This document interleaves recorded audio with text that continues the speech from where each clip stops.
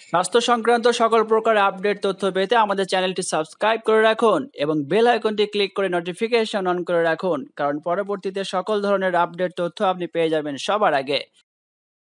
বেগুনি রঙের অবারিত ও মুক্ত পাপড়ির ফুলওয়ালা জলজ উদ্ভিদ। দেখতে কচুরিপানা মনে হলেও এটি আসলে বড়নখা। অযত্নে বেড়ে ওঠা এই বড়নখা আমাদের সুন্দর ও রূপময় প্রকৃতিতে করেছে আরো সমৃদ্ধ। ছোট পানা বলেও ডাকা হয়। এদের যত্ন করে ক্ষেত খামারে চাষ করা হয় না। গ্রামে এর ফুল সবজি হিসাবে ব্যবহার করা হয়। তবে এই পাতাকে শুধু যে সবজি হিসাবে খাওয়া যায় তা কিন্তু নয়। বড়নখার রয়েছে যথেষ্ট ঔষধি গুণ। দাঁতের ব্যথায় এর শিকড়ের রস খুবই কার্যকরী। এর ছাল চুলকানি ও হাঁপানি রোগে ফলদায়ক। এছাড়াও এর শিকড় পেটের সমস্যা ও যকৃতের সমস্যায় ব্যবহার করা হয়। কচুরিপানা আর বড়নখা একই পরিবারভুক্ত, তবে গণভিন্ন। কচুরিপানার মতো পাতা গোলাকৃতি নয়, অনেকটা বর্ষা ফলার মতো কাটা। কচুরিপানার আদিভূমি ব্রাজিল, আর বড়নখা আমাদের অঞ্চলের স্থানীয়। অন্যান্য পানার মতো বড়নখাও জলজ উদ্ভিদ, তবে এরা জলের নিচের মাটিতে কাণ্ড গেঁথে রাখে। আমাদের দেশের নিচু ধানি জমি, জলা, বিল, পরিত্যক্ত বা পতিত ডোবার জলভূমিতে দেখা যায় বড়নখা। বড়নখা 50 সেন্টিমিটার থেকে 150 সেন্টিমিটার পর্যন্ত বড় হয়। এর পাতা বর্ষাকৃতির। এরা কচুরিপানার মতো গোখাদ্য হিসাবে ব্যবহার্য।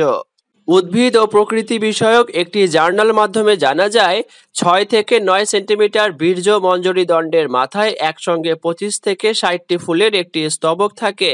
সবকটি ফুল মিলিয়ে একটি বড় আকৃতির ফুলের মতো দেখতে, সাদাটে ও রক্ত বেগুনি। একটি পরাগধানীর রং নীল, 6 মিলিমিটার লম্বা। অন্য 5টি পরাগধানী হলুদ রঙের, 4 মিলিমিটার লম্বা। ক্যাপসুল আকৃতির বীজগুলো 7 মিলিমিটার লম্বা। বেগুনি রঙের অবারিত ও মুক্ত পাপড়ির ফুল মাটির কাছাকাছি থাকতেই পছন্দ, আবার নরম কাদামাটিতেও দিব্যি বেঁচে থাকতে পারে। একটি আন্তর্জাতিক গবেষণাপত্রে এই ফুলকে বিপদাপন্ন হিসাবে শনাক্ত করা হয়েছে। আমাদের দেশে ফুল ফোটার প্রধান মৌসুম গ্রীষ্ম থেকে শীত ঋতু পর্যন্ত। তবে যত্রতত্র বড়নখা বা ছোট পানা জন্মালেও মানিকগঞ্জের বিভিন্ন জলাশয়, পরিত্যক্ত ডোবা ভরাট করে আবাসস্থল নির্মাণের ফলে দিন দিন কমে যাচ্ছে বড়নখার পরিমাণ।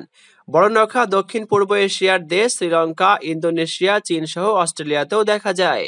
সতর্কীকরণ: ঘরে প্রস্তুতকৃত যে কোনো ভেষজ ঔষধ নিজ দায়িত্বে ব্যবহার করুন। আমাদের ভিডিওটি যদি ভালো লেগে থাকে তাহলে অবশ্যই ভিডিওটি লাইক, কমেন্ট ও শেয়ার করবেন। ধন্যবাদ সকলকে। আসসালামু আলাইকুম।